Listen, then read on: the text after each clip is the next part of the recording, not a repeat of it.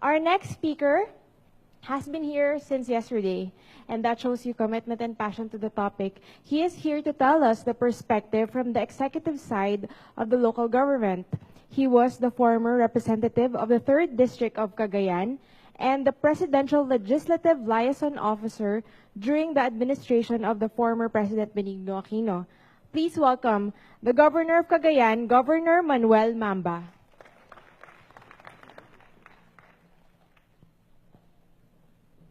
Naimbag nga malim tayo amin. Magandang hapon po sa ating lahat.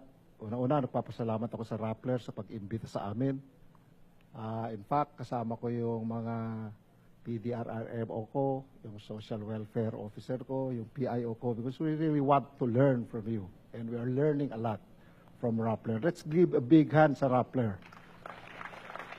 And I hope you can also learn from us, lalong-lalo na yung experience namin nila Yusek Halad sa Lawin or the Haima that we had last year.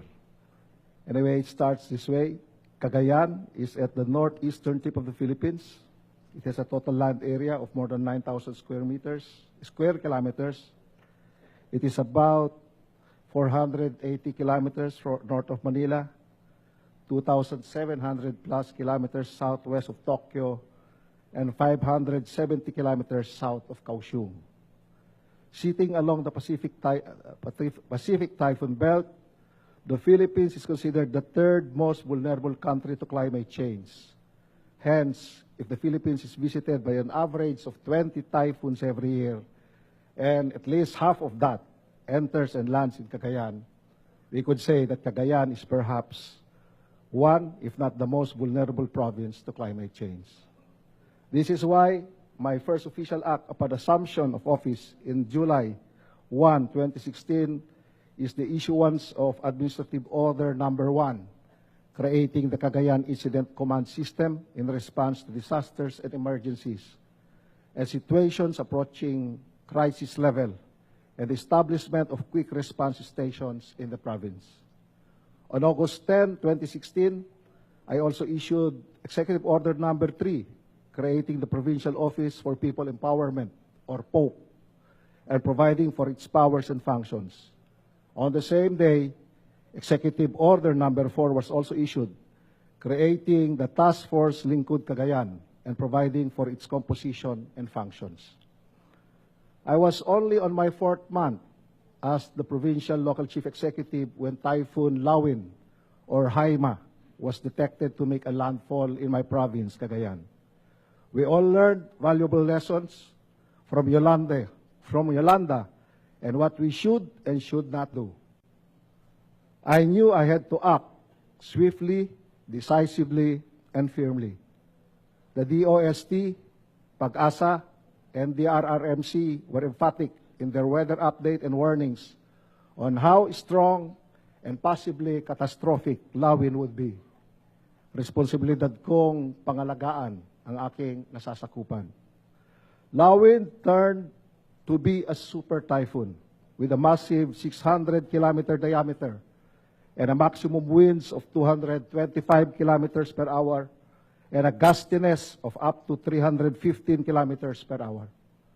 It was initially forecasted to make a landfall in Cagayan area early morning of October 20, which was a Thursday. As early as Monday, I declared suspension of classes in all schools. On Wednesday, work was suspended in all government agencies and private offices, except those providing frontline services. I wanted everyone to be prepared for the worst. Indeed, Lawin decided to invade the Philippine area of responsibility earlier than expected. It arrived around 11 o'clock Wednesday evening. I personally manned the command center set up at the provincial capital and stayed there until Lawin was long gone. Local radio station went off the air before midnight. The last SMS I sent to my wife at around 2 a.m. Thursday, I told her the typhoon is very strong. Please pray for us. Afterwards, the communication lines went dead. Walang makakapigil sa kalamidad. mangyayari ito. At present, super typhoons have become a common occurrence. It is now the new normal. Lawin was a Category 5 equivalent cyclone. It is the second most intense tropical cyclone worldwide in 2016. With a population of more than 1,879,000 plus people, and 784 out of the 820 barangays were affected in my province. 111 were also injured, and there were 5 casualties. 2 did not heed the advice of LGU officials to evacuate. They were dead right inside their houses. 2 were hit by hard objects outside their house, and 1 did not expect that the typhoon will arrive earlier than predicted. Around 26,000 houses were totally destroyed. More than 100,000 houses were partially destroyed. Billions of pesos worth of agricultural products and infrastructure were damaged. We identified several strategies that we implemented in the local level which help us cope with Lawin. 1, reorganization and activation of the Provincial Risk Reduction Management Council. This includes the Philippine Army, Philippine Navy, Philippine National Police, Philippine Coast Guard, Office of the Civil Defense, PAG-ASA, other government agencies, civil service organizations, and others. Participatory planning was encouraged. Among the resolutions passed is the prohibition of selling of liquor 2 days before the expected arrival of Lawin, and the 24-hour monitoring and broadcast of all radio stations. Number 2, adopt a neighbor and force evacuation. On October 18, 2016, 2 days before landfall, I called for emergency meeting as chairman of the PDD-RMC to tackle pre-disaster risk assessment.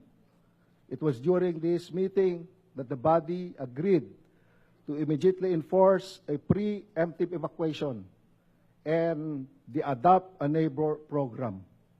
Those that live in flimsy dwellings or in precariously dangerous areas were evacuated, and those that live in stronger houses welcomed neighbors into their homes. Kasama din dito ang mga simbahan na binuksan ang kanilang pinto, maging sa mga kababayang hindi naman kaanib sa kanilang relihiyon. Number 3, close coordination with the Philippine Army and the Philippine National Police. No matter how committed our employees in the capital are, mga tatay, nanay, anak, at kapatid din sila. Mayroon silang mga bahay na nilipad ang mga bubong at nawalan ng mga dingding. On the other hand, most of our soldiers and policemen come from somewhere else. Their families and their homes were not affected by Lawin. In our case, it was the Philippine Army and the PNP that helped us clear our roads because our own people were trapped in their respective areas of assignments and their own families and properties were all affected. Number 4, deployment of provincial disaster rescue and relief departments days before landfall. Tulad ng inaasahan, nakapwesto na sa mga kanya-kanyang assignment ang mga tauhan, kagamitan, at mga relief goods ng PDR-RMC at ang ating Welfare Office. Kasama din ang aking unang nabanggit, Task Force Lingkod Bayan or TFLC, and the Provincial Office for People Empowerment ay tinatawag nating POP. At present, TFLC has 6 substations in strategic locations in the province, each of which are equipped with rescue equipments, ambulance, and a 24/7 medical team that are well-trained in search and rescue in both land and water, basic life support, and ambulance and outboard motor management training. Meanwhile, POPE, or the Provincial Office for People Empowerment, is responsible for the organization and supervision of 7 purok or zone organizations, which we called Agkay-Kaysa, in each of these 820 barangays province-wide. The Agkay-Kaysa Purok organizations are the first responders in any calamity, man-made or natural. After a year, we now have 734 or 88% of the 820 barangays with an organized People's Empowerment Council. 4,815 Agkay-Kaysa organizations with a total membership of more than 144,000 or 90% of the total 5,452 puruks in the 820 barangays province-wide. In this regard, due credit must be given to the now self-reliant, empowered, and disaster-resilient barangay folks we have organized. Preemptive measures were successfully implemented because the people themselves had taken the lead. Number 5, we have the Isumbong Mo Kay Gob. My cell phone number, which I have used since cell phones have become a necessity, is distributed and posted province-wide. It is not only an effective mechanism in our anti-criminality programs, such as violence against women, abuse of children and senior citizens, crimes against the environment, abuses of government officials and public servants, but it is also the fastest means to report calamities and other instances where life and property are in danger. And number 6, no barangay left behind and no city or town left behind programs. This is a new component of our annual investment plan, where every barangay is extended financial assistance in the amount of 500,000 pesos, and every town 3 million pesos every year, provided that 1, the People's Empowerment Councils and the Agkay-Kaysa organizations are organized in every barangay. 2, past financial assistance granted in previous years have been liquidated in accordance with COA rules. And 3, there must be accountability and transparency in the utilization of funds.